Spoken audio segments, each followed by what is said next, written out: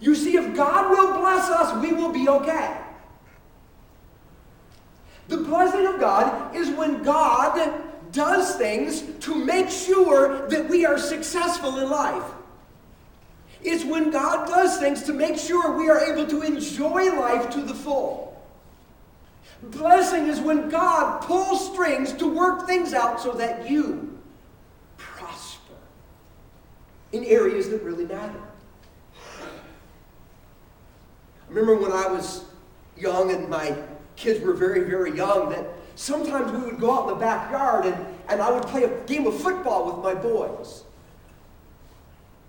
And when Josh and John were both, probably early grade school, but they were 3 years apart. So Josh had a decided physical advantage. And I was permanent quarterback, and they'd be running pass patterns, and I'm throwing routes, and they're scoring touchdowns. But Josh, clearly, being older, had the physical advantage and could easily beat John. But Dad made sure that John won just as often as Josh. And sometimes my passes to Josh would go just a little long. Or they were just a little short and they got picked off by John. And sometimes I'd throw a pass to John and he was about to be tackled, but suddenly the all-time quarterback became a blocker.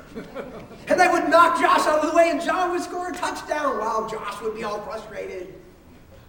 And I just made sure to do whatever I needed to do so that John could win.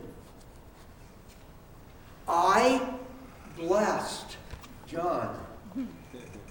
I had the power to pull some strings to make sure he could be a winner.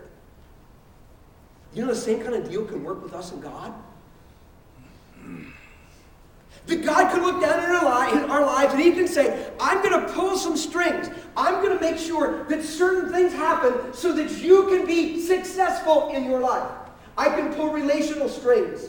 I can pull financial strings. I can pull occupational strings. I can pull some physical strings. I can pull some emotional strings. I can pull some spiritual strings. But it's God saying, I am working with my power behind the scenes to create circumstances where you can prosper and you can succeed and you can have an enjoyable life.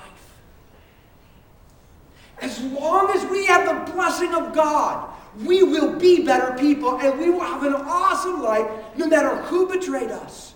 Because the blessing of God trumps betrayal every time. And you know something about the blessing of God? It's not random. It's not arbitrary. It's almost predictable. Now, I say almost from this standpoint. There are times that God allows significant hardship into the lives of very good people.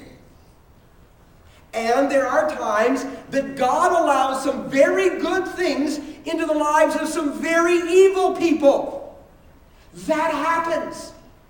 And we see it, don't we? And whatever God is up to, we may or may not know, but he's working a bigger and more wonderful plan. But that doesn't change the fact that there is a spiritual baseline that runs through life. And the baseline is basically given to us in the book of Deuteronomy, chapter 30 and verse 16.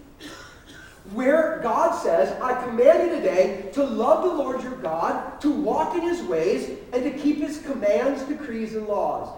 Then you will live and increase, and the Lord your God will bless you. You see how simple God's making it? Walk in my ways, and I will work to pull strings so that you can have a successful, a prosperous, and an enjoyable life. That's what I'll do. And that's the spiritual baseline that runs through the human race. Now, let's be clear. God is not saying, act flawlessly and I'll be good to you.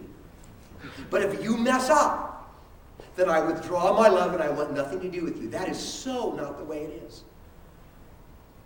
And God is not saying here, somehow if you can just behave well enough, then I will accept you as my own.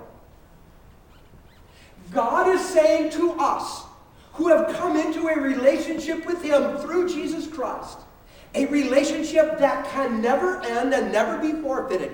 He's saying, now look, here's how it'll work. If you'll just be faithful, if you'll do your best to follow my ways in life, I will work to bless your life.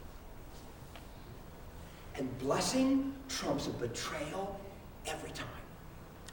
Everyone we know could betray us, but if God blesses us, our life will be awesome. Satan is behind every act of betrayal, and his ultimate purpose for having you betrayed is so that you will begin living a life that cannot be blessed. That's what he wants.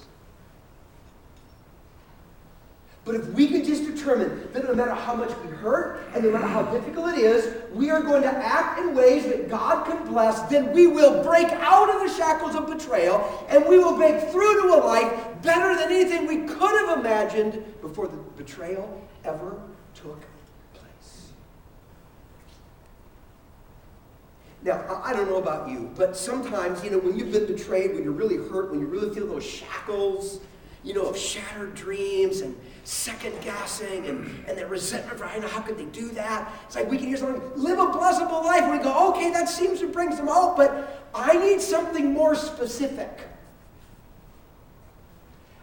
Can you break it down for me exactly? Can you give me an A, B, C, 1, 2, 3 of what I got to do? Because the generic stuff gets really hazy when I have to walk through the emotional tide of everyday life.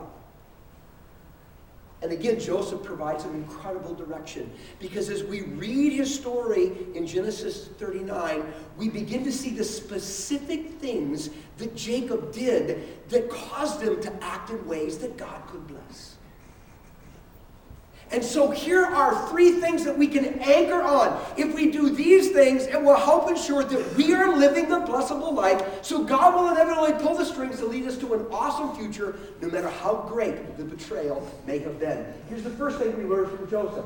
Make the most out of a bad situation. Make the most out of a bad situation. Yes, it hurts to be betrayed. And yes, your life is not now looking like you had wanted it to work. But don't gripe. Don't complain.